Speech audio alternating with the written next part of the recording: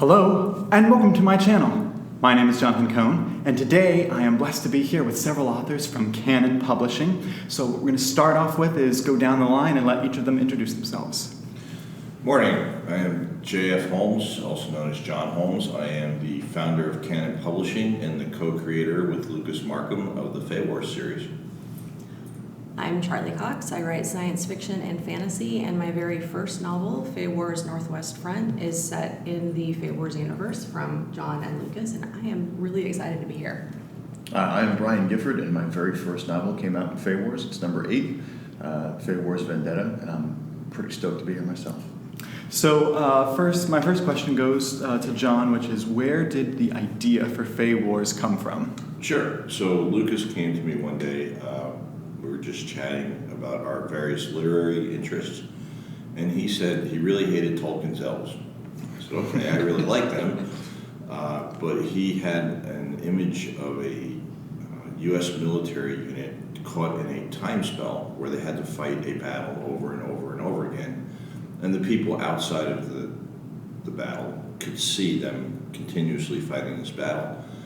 And I said, well, he and I came up with the idea, why don't we have the U.S. military fight the Fae, the elves, and we developed it a little bit from there, and I wrote the first book, which starts out in New York City in 2015, where a military team is there for various reasons, and they look out over Central Park, and a portal opens up, and orcs and dragons and elven knights come pouring out, and it kicks off from there. So. How did the process work, taking it from being just a series you both started to bringing in other authors?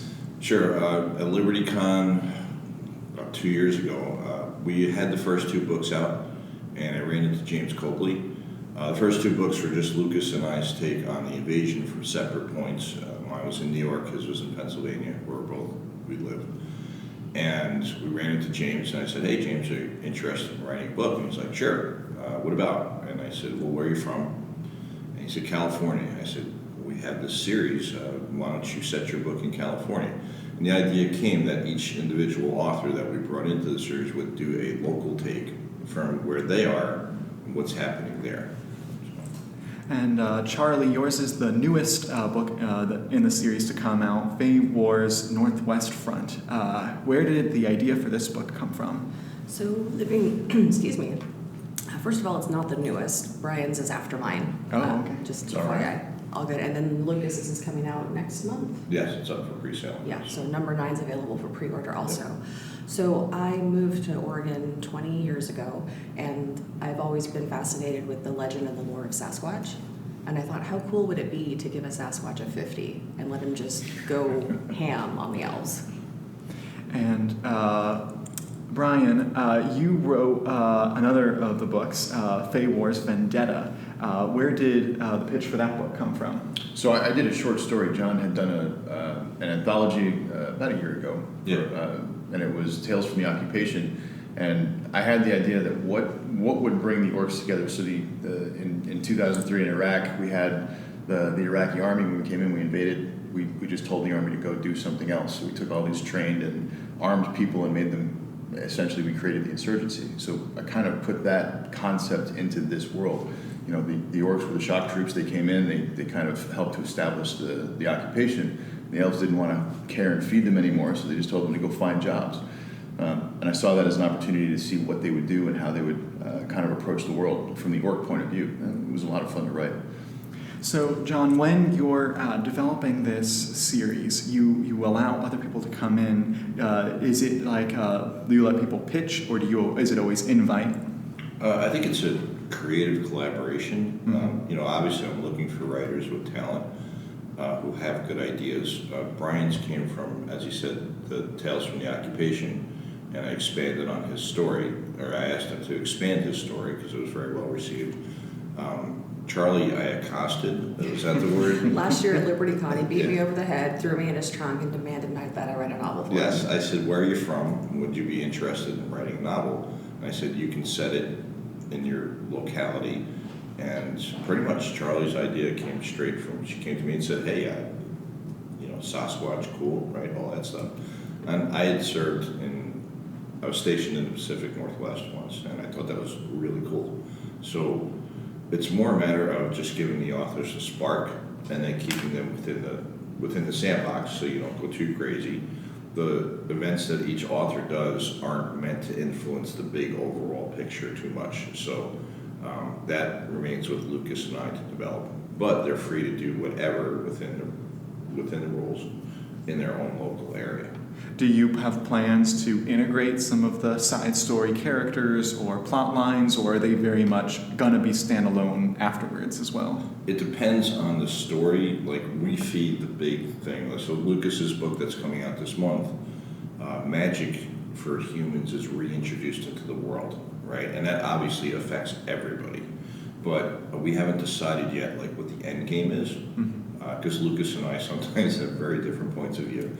But we give that information to the authors, so their next books are going to be set same locality, but now there is a greater event that has affected how things happen in their world. Whether it all comes down to a bunch of local victories, or we bring our characters in together to affect a victory, or maybe we just lose, I don't know, hasn't happened yet, remains to be seen. So I'm going to go down the line and ask each of you about research for, whether it's research on creatures, research on weapons, research on the military, what your process is. We'll start with you. I appreciate it. So the locality was the first one because I spent 6 months in Wichita Falls, Texas, which is where the story happens. So that's why I wrote about that area, and my research there was to go back in time and look at maps and kind of remember some of the places that I went when I was in that area. And then orc culture, I got to kind of cherry pick the stuff that I liked the most from some of my favorite tropes. So I got to go to Tolkien, and I got to go to Bright, and I got to go to some of these places that had some really interesting ideas for how orcs would happen, and research what they look like and where their influences came from, and build out from there. And then we introduced technologies like magically enhanced motorcycles and artillery, and trying to figure out what that stuff would look like and how it would enhance, and what the impact of the real world would be that was a lot of fun too. Like, engine pressure turns out to be a really big deal when it comes to power. So if you have an adamantium engine block, it can do some really fun stuff. Yeah, I think one of the greatest things that Brian actually did was he looked for where would an orc find himself socially in human society, and he wound up in a biker gang. Right? So, that makes sense. As one does. Yeah, it was just an outlaw kind of person, doesn't really fit in, but strong and aggressive, and he fits in there very, very well. So, You like the vibe, yeah. yeah. So how about your research for whether it was your creatures or for anything else in the book? So I'm a civilian. I did not serve in the Army, but my husband did. So he's my tech and military advisor. So when it comes to some of the more technical aspects of, hey, I've got this weapon in mind, would it work in this situation? And he tells me yes or no. So he's been really helpful with that. As far as the creatures and the locality, Sasquatch is really fascinating. And one of the things that I learned was that the Native Americans actually revere Sasquatch as a supernatural being that is here to help and assist humanity.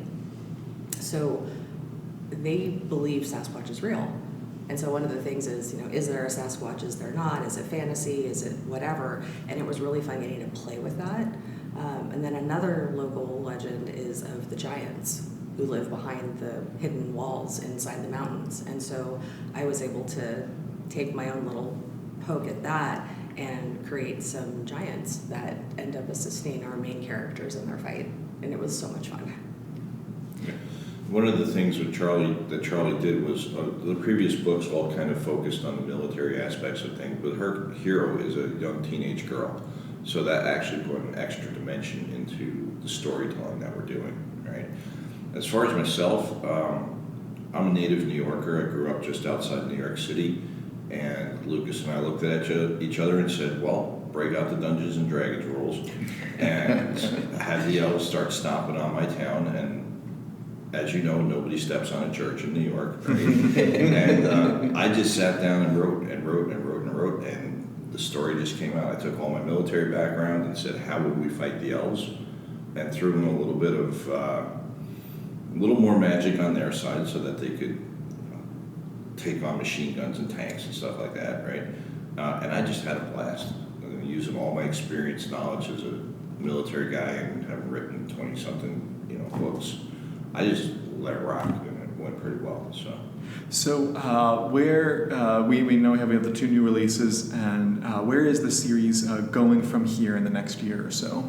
Well, it depends on who you ask. I'm the publisher, and I have my agenda to help sell books, and Lucas is doing a lot of the thought process involved in where we go next, and somewhere between those two we'll meet in the middle and take not the most outrageous stuff and compare that to how do we sell these books and what our audience is, and we're going to come up with we're planning, well, I say 4 or 5, Lucas says 15 or 20 more books. And we're going to eventually, I don't want to give anything away, but there's going to be some kind of new United States. Hopefully, we win, right? And we'll tell that tale along the way through the authors that we have, and also bring in some new people to tell some new stories. And I wanted to give each of you a moment to kind of pitch anything else you have either coming out soon or also where people can find you online. Oh, thanks. So I'm on Facebook and Insta. And for stuff coming out soon, it's up to John whether I'm doing another 2-core Misty book or if I'm going to work on one of the independent projects I've been doing, like Steel Clans or... You can write whatever you want, Brian. Who are you? I said you can write it. That's a great post. And that's actually one of the best things about working for Canon is John is very good about supporting us if we want to do stuff.